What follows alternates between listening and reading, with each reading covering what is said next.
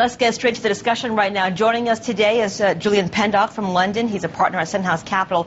And with us throughout the entire 2 hours of Capital Connection here in Singapore is Jim Rogers, Chief Executive Officer of Rogers Holdings. Jim, thank you so much for coming on today. We want to take a bit of a step back here and kind of look back at that moment 1 year ago when markets around the world, investors around the world heard about Lehman Brothers going under, essentially. Where were you, do you remember, and what were your initial thoughts about this? Well, I thought, thank goodness they're finally letting somebody collapse. I thought this was great. They finally gotten the message, and maybe they'll let the system clean itself out. I think, though, it was just Hank Paulson, because everybody kept saying, you bail out everybody, you bail out everybody, so he had to make an example. He only did it once. He should have let 10 people go bankrupt. Jim, could you really let 10... I mean, you know, it was bad enough the week after Lehman collapsed, we had a run on the money market funds. If you'd let more than Lehman go, we would have had global financial collapse. Who would have that been good for? Ross, I know that you have to have these people watching your TV shows, but there's 6 billion people in the world, which is a bigger world than just CNBC. Banks have been going bankrupt for a few hundred years. The world has not come to an end. And Ross, the way the system is supposed to work is when somebody fails, you let him fail. You let the assets, you let competent people take over the assets, reorganize the assets, and start over again. What we're doing now is we're taking the assets away from the competent people and giving them to the incompetent people and saying, now you can compete with the competent people with their money. This is just propping up the system. This is not going to solve the problem. You remember zombie banks from the 1990s in Japan? This is not going to solve our problems at all. We're going to carry it over and over and over and over again. You're going to be reporting on this for several more years. Pendock is with us from Stenhouse Capital. Julian, does Jim have a point? Actually, I disagree, because the problem is, if I agree with Jim that we're going down, we're going Japanese. The banks, we have got zombie banks. They're not marking to market. There's a whole host of issues to do with how their earnings have been largely fictitious, in my opinion.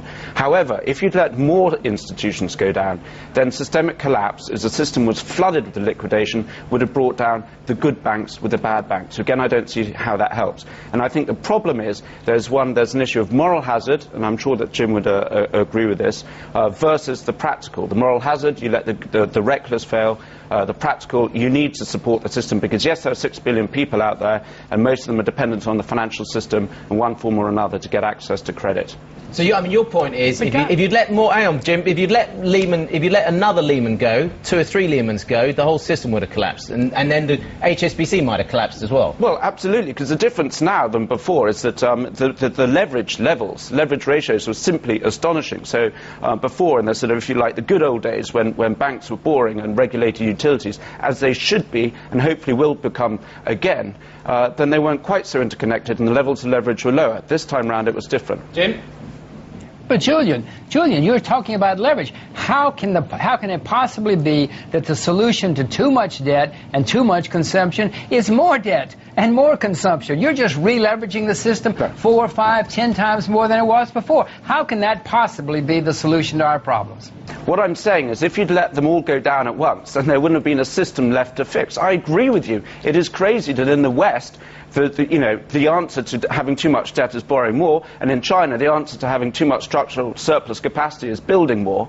What I'm saying, though, is they're trying to, put the patient on life support and then try and sort it out. And what has to happen in terms of regulation, there has to be real regulation that really cuts things down to size, not just accounting rule changes. I don't disagree with you that much.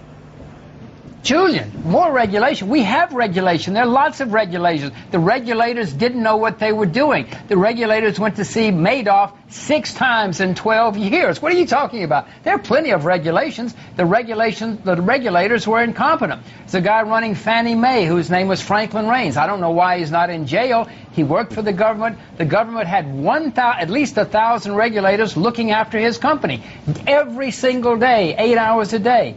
And they didn't see what was going on. What do you mean more regulation? What good is that going to do? Well, for a start, you have the right regulation. I mean, a lot of the problems came from the government themselves. Fannie and Freddie were way too big. I mean, I agree now that they've been bailed out financially, and their market share has gone up from about 33% in first half 06 to 70% now. So there's a de facto nationalization of the US housing system, but there has to be proper regulation. Unfortunately, the Basel II agreement allowed and encouraged, perhaps, all this off-balance sheet stuff. That has to stop. The SIVs, the SPVs, the securitization, banks being forced to lend to people who were more likely to be unable to pay it back. I agree. That regulation was disastrous. It was a nonsense. You have to go back to basics, and you know the systematic dismembering of the Glass-Steagall Act, one by one, all the checks and balances. It's like a movement from democracy to dictatorship. All the checks and balances were dismantled. So you have to have the right regulations. I mean, if you're proposing to have no regulations at all,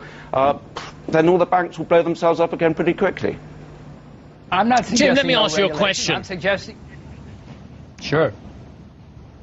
Jim, yeah, let me ask you a question. Over my right shoulder here is the old Lehman Brothers building, which I understand the Canary Wharf Group are still trying to get rid of at very reduced rates. Over my left shoulder, we've got Barclays. Has the risk really been deleveraged? Have people really taken their capital levels down, or have they just moved it from one side of the street to the other side of the street? Is the system the same, despite the fact that a couple of big names have gone? Well, no, of course the system is the same. The debt hasn't disappeared. That's my point. If you liquidated the debt, then maybe the system would have changed. But now there's not, the same old debt is still there. It's in a different place, but now it's 4 or 5 or 6 times as big because the governments have all taken on even more debt. No, the debt's still out there. This hasn't solved the problem. It's made it worse. Ross, let me for a second go back to Julian. If I could for a second, let me go back to Julian. Julian, the countries in the world that have had this problem before have solved the problem by letting people liquidate. Scandinavia in the early 90s, everybody had a disaster for 3 years, but then they came out of it and they grew like crazy. Korea, Russia, Mexico, the Southeast Asia, this has happened over and over and over again. The countries get in trouble, clean out the debt, a lot of people go bankrupt, it's miserable for a while, but then they boom afterwards. Japan tried it your way. They propped everybody up, and now we have zombie banks and zombie companies.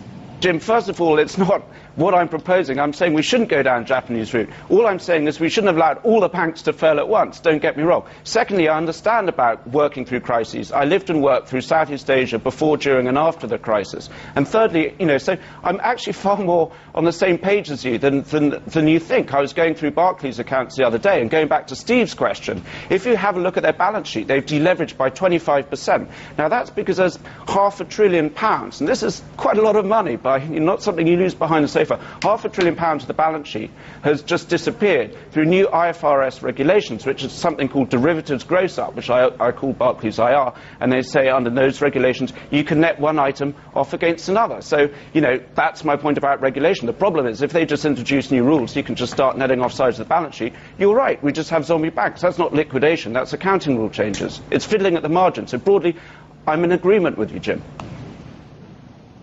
Hallelujah. Julian Pendock, partner of Stenhouse Capital, and Jim Rogers, thank you both. CEO Rogers Holdings, thank you both so much for joining us.